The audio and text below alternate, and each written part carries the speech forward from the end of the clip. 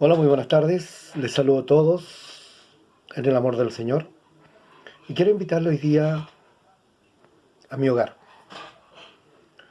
Estoy en lo que es la oficina de mi casa y son bienvenidos. El lugar donde podamos hacer el estudio no es el importante. Lo importante es que el estudio sea de buen provecho para todos. Y hoy día quiero comenzar con una pregunta. ¿Cómo puedo yo? ¿Cómo puedes tú saber si lo que me están diciendo acerca de Dios, lo que estoy leyendo acerca de Dios, lo que estoy viendo acerca de Dios es correcto? Porque gracias a este maravilloso vehículo que es el Internet, vuelan mensajes de todo tipo. Pero no porque me emocione frente a tal o cual determinado predicador, lo que esté diciendo puede estar incorrecto. Pero no lo sé. Necesito una vara, una medida, necesito un canon, necesito un formato, necesito una norma que me permita sopesar y validar la palabra. Como esto mismo que estamos haciendo, ¿qué tan cerca de la palabra de Dios está? Así que le invito a caminar por un estudio que espero llene sus corazones. Y para que esto sea realmente de provecho para usted y para mí, vaya a buscar un cuaderno, vaya a buscar un lápiz. Porque lo que vamos a estudiar, lo que vamos a conversar, es cómo interpretar correctamente la palabra de Dios. ¿Cómo puedo diferenciar entre lo bueno y lo malo? ¿Oíste que fue dicho? Dijo Jesús. ¿Por qué? Me dice, ¿oíste que fue dicho? Claro, porque la palabra de Dios, a través de los años y pasando por gente inescrupulosa, la torcieron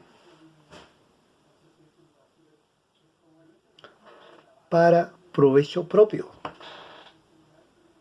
Y eso es donde nosotros tenemos que tener cuidado.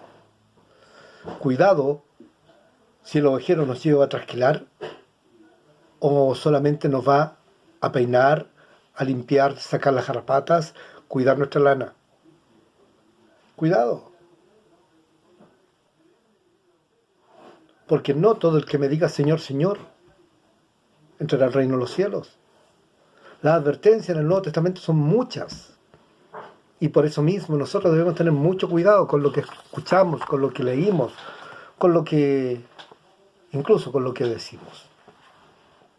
Y para eso nos vamos a introducir en el estudio de la teología. No se asusten, no.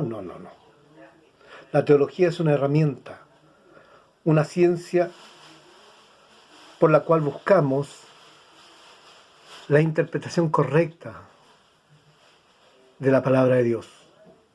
Y teología no significa estudiar a Dios. Es una mala traducción decir teología como estudio de Dios, porque a Dios no podemos ponerlo dentro de una probeta y hacer exámenes con él. Aquí tengo una definición que dice: el término teología tiene su origen en el latín teología, cosa que yo discuto, porque el latín es un idioma tardío cuando la palabra teos es griego antiguo. Y dice esta definición: esta palabra a su vez proviene del concepto griego formado por teos, Dios, y logos, que malamente se tradució como estudio.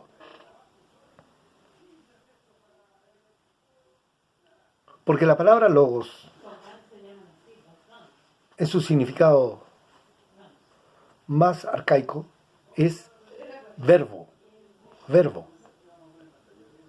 Lo encontramos en escrituras antiguas griegas.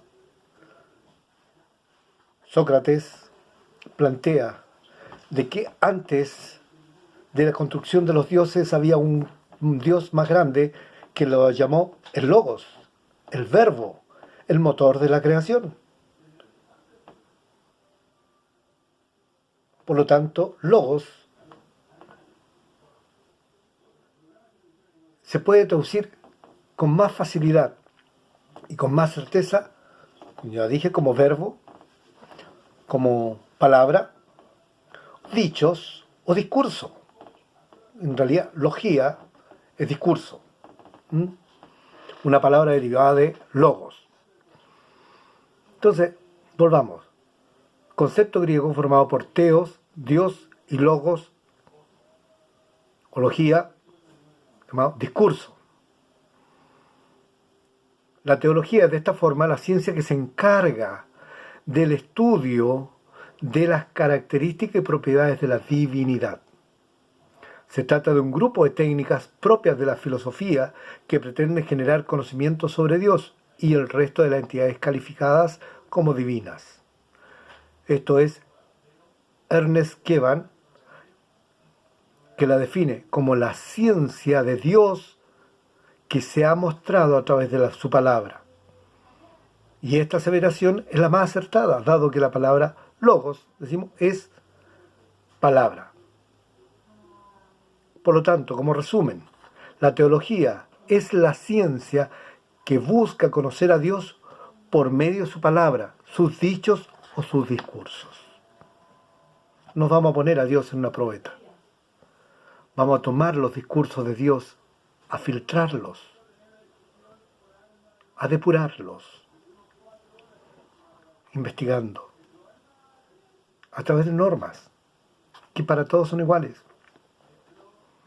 El método de investigación científica exige pruebas repetibles e irrefutables.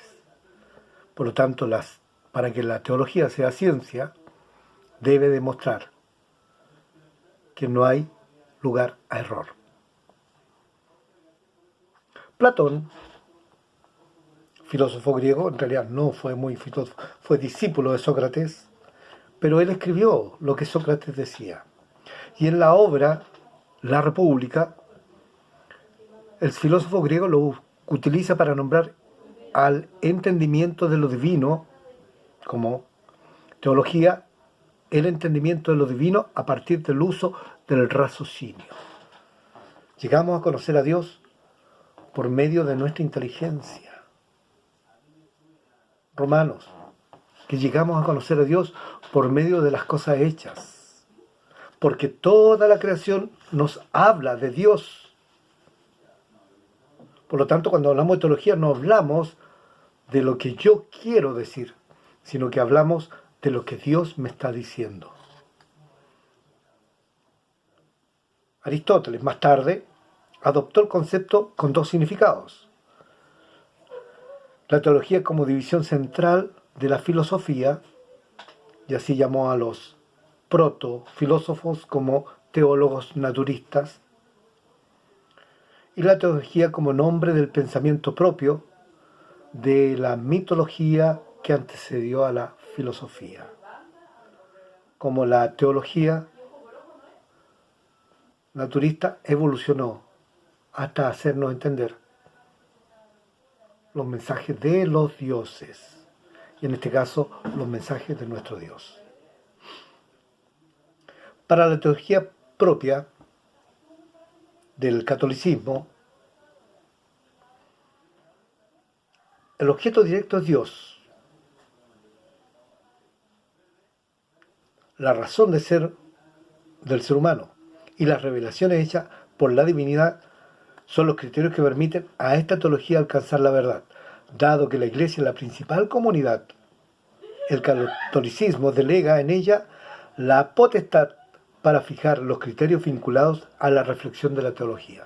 Es decir, la teología católica asume que la verdad de Dios está en la Iglesia y no en su revelación. Por lo tanto, la Iglesia interpreta la palabra de Dios para encontrarlo.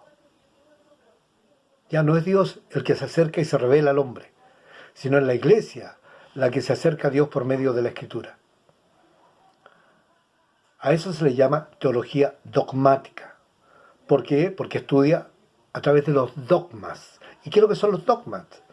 No tiene que ver con enseñanzas, tiene que ver con preceptos, fundamentos que la Iglesia, a través del magisterio, estos son cardenales, cuerpo colegiado, certifica que son la palabra de Dios.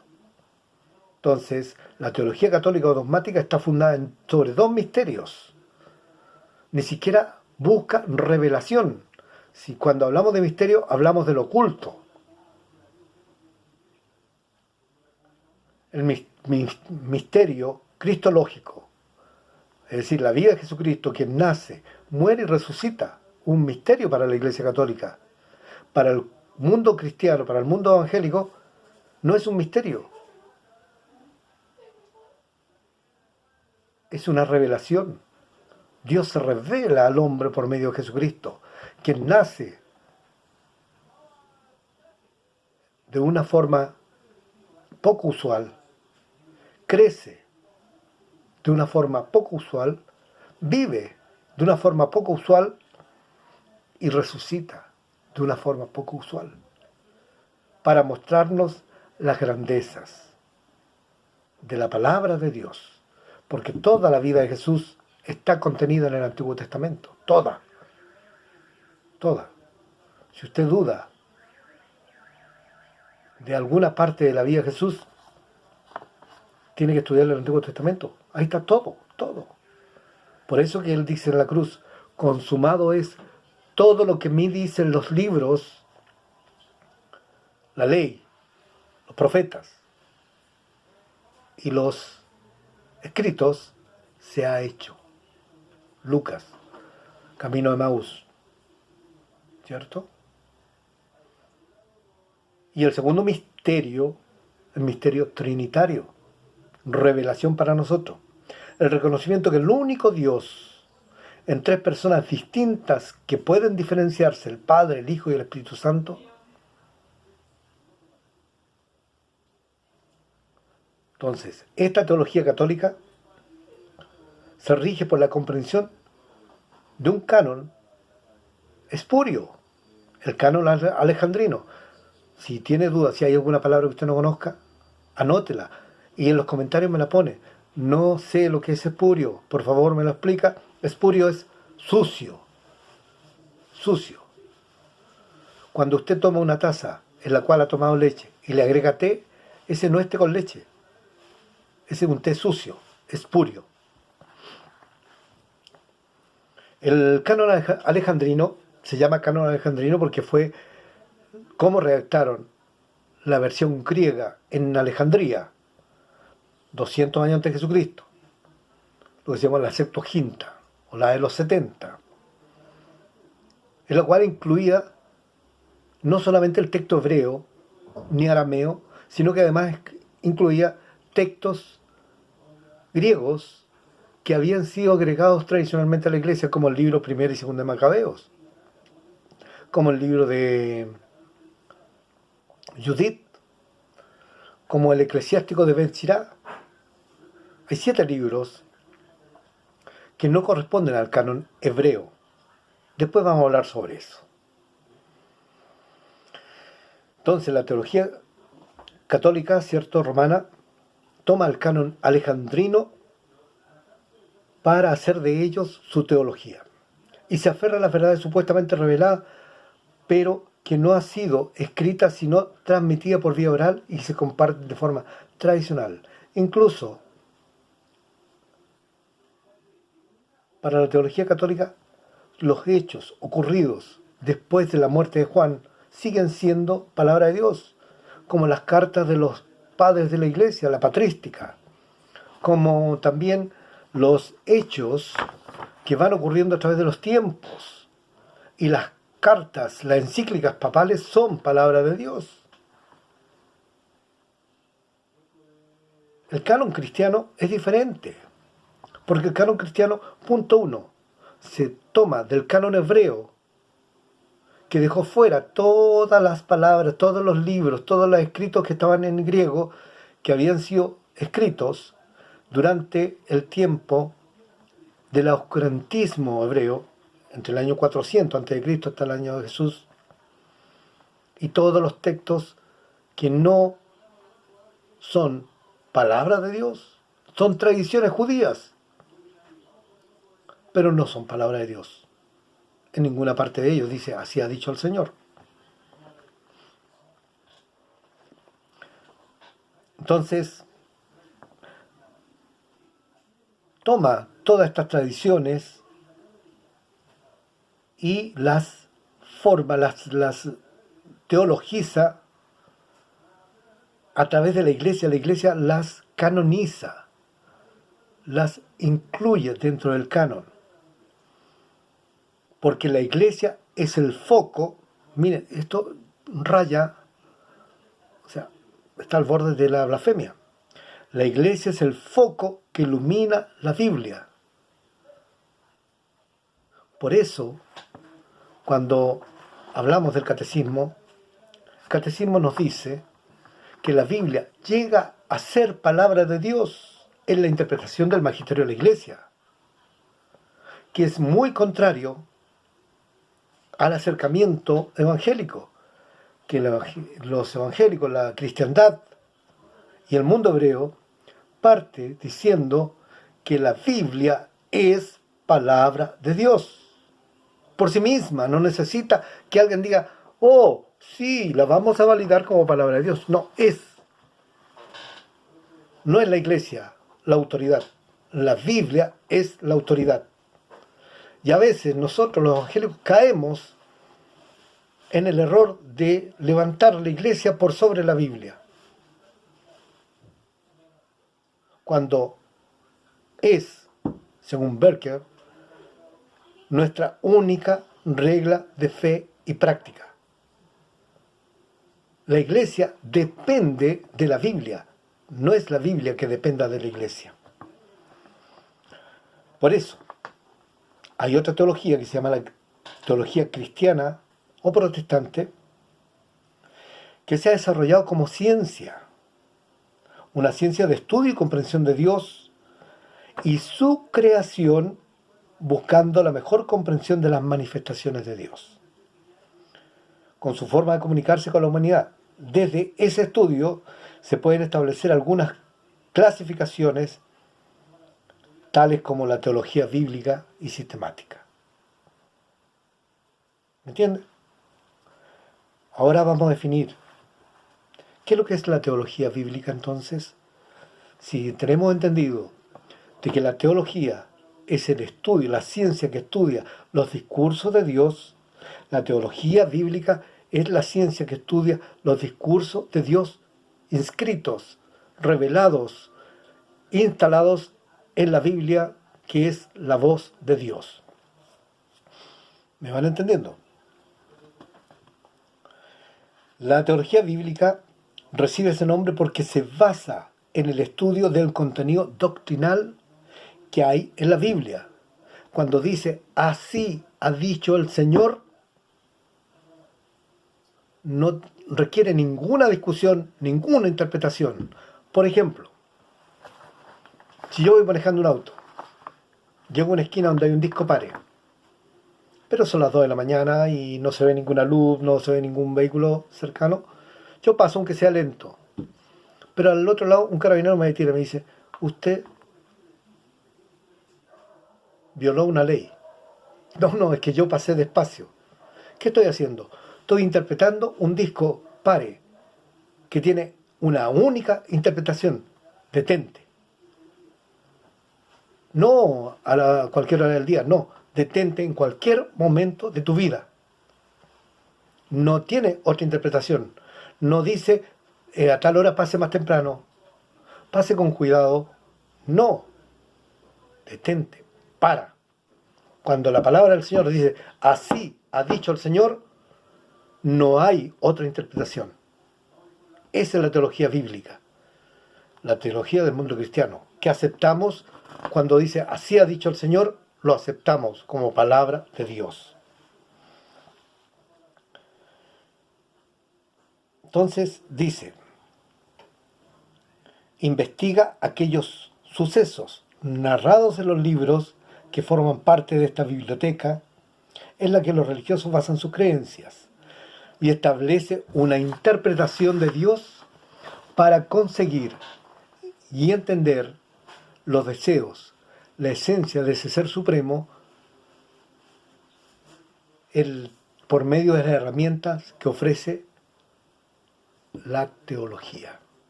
Mira qué fácil. Entonces, la teología es el estudio del discurso de Dios, de la palabra de Dios, de la revelación de Dios. No para discutir con Dios, sino para que por medio de ese entendimiento yo pueda tener una vida mejor. Mejor significa de acuerdo a Dios. De acuerdo a Dios. Conociendo su corazón, conociendo su entendimiento, conociendo sus sentimientos. Así podemos entender que el conflicto del Génesis no es una pelea de Dios con Adán.